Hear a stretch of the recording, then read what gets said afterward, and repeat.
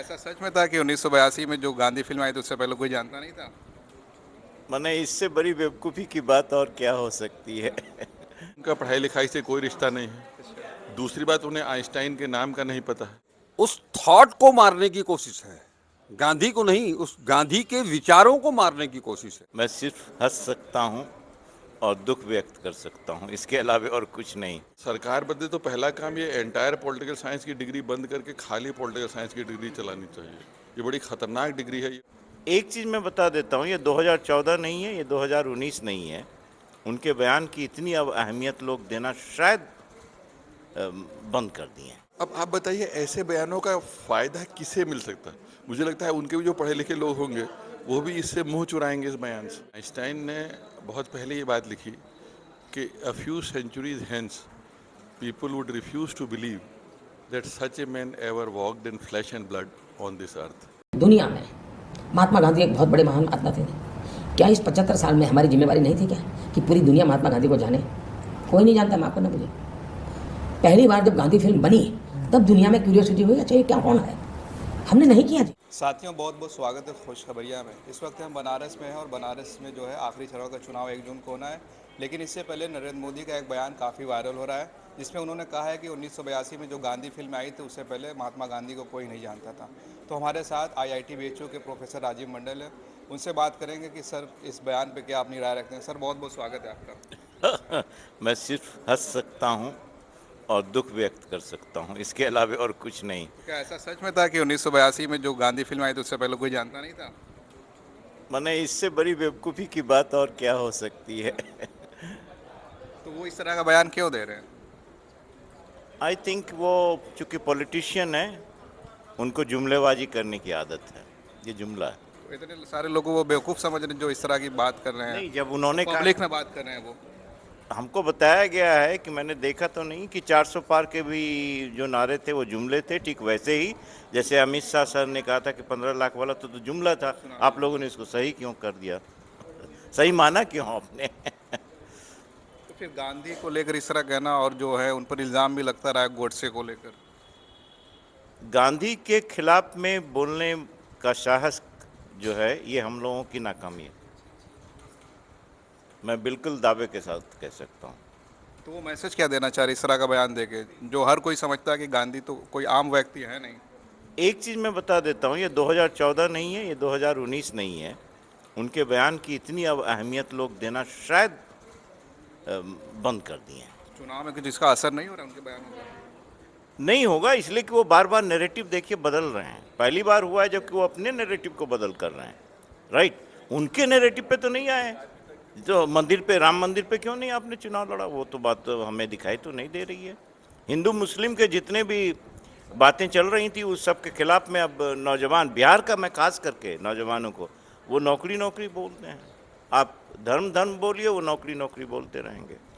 अच्छा, अनफॉर्चुनेटली उत्तर प्रदेश में थोड़ी सी जमीन उससे अलग है, इधर है बिहार के। अच्छा, आखिरी सवाल है आपसे, बनारस में आप क्या माहौल देख रहे हैं? लोग कह रहे हैं कि जो है इंडिया गठबंधन की लहर है और हो सकता है कि मोदी जी को जो है बहुत कम मार्जिन से हराया जा सके, ऐसा कुछ है? मैं ऐसा प्रैक्टिकल बात तो नहीं कर पाऊंगा क्योंकि हमारे पास में ऐसा कोई ग्राउंड रियलिटी नहीं है। Thank you sir. Mallikarjun Joshi जी।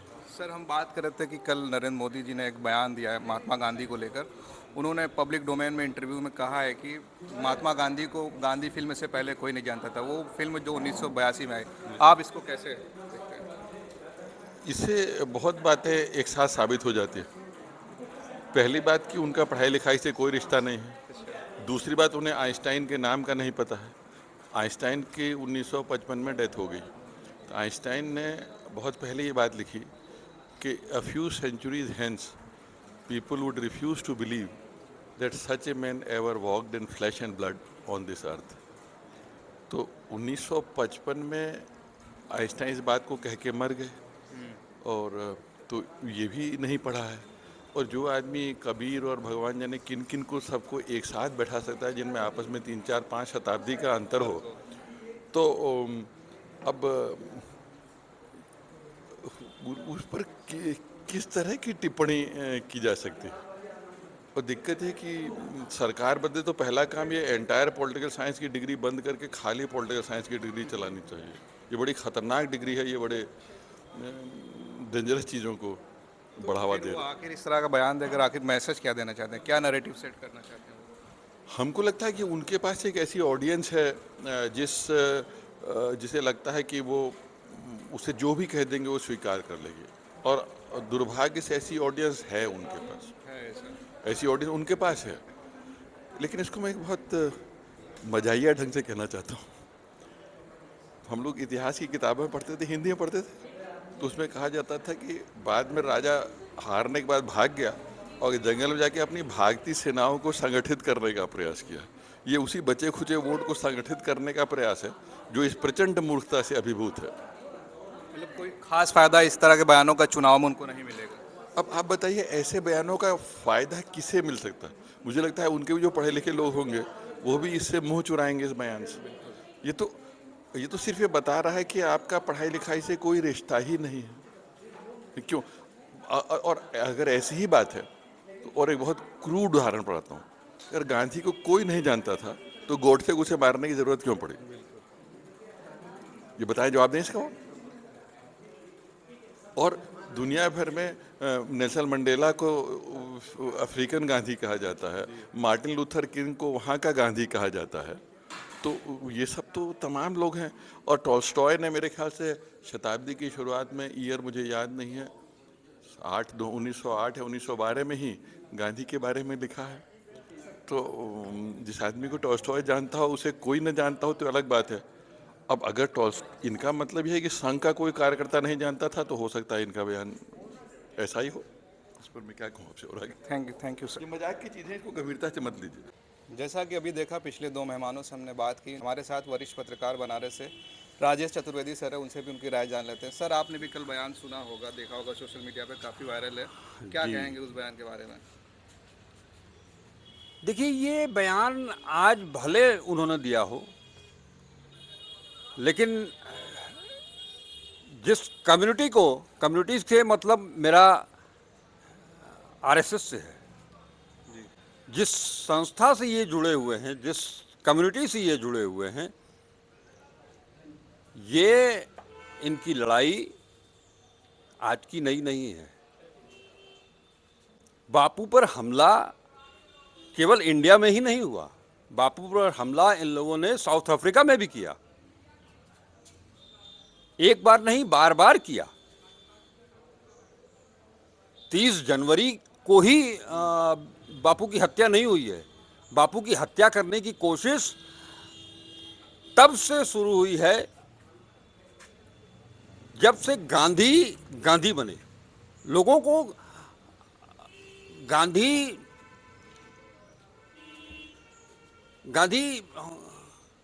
एक महामानव हैं।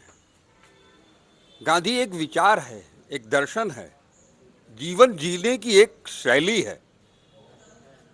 आपको अगर नहीं समझ में आता है तो आप दुनिया को बरगलाने की कोशिश नहीं करेंगे। और आपको एक चीज बता दूं कि ये चाहे जो कहें, गांधी क्या है इसको पूरी दुनिया जानती है। इस तरह का बयान देखे आखिर वो क्या मैसेज देना चाहते हैं, वो भी चुनाव से ठीक पहले, आखिरी चरण का?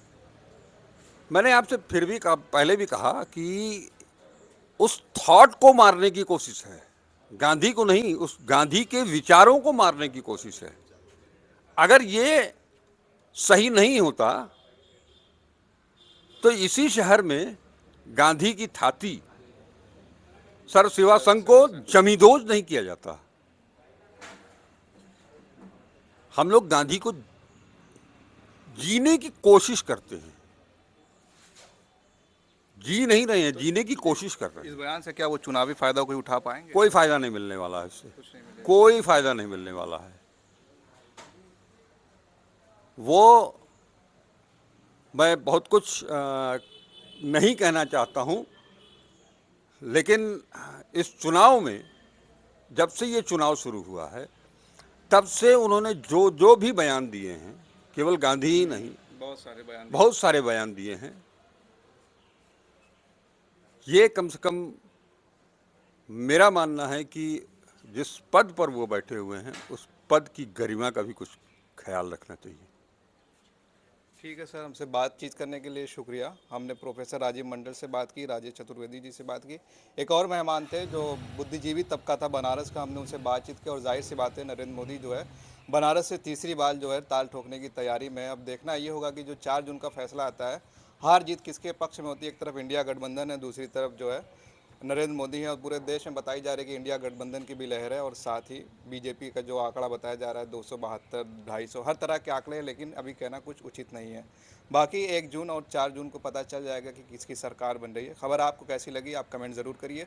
आप देख रहे थे खोज खबरिया बनारस से, मैं उबैद, बहुत बहुत शुक्रिया।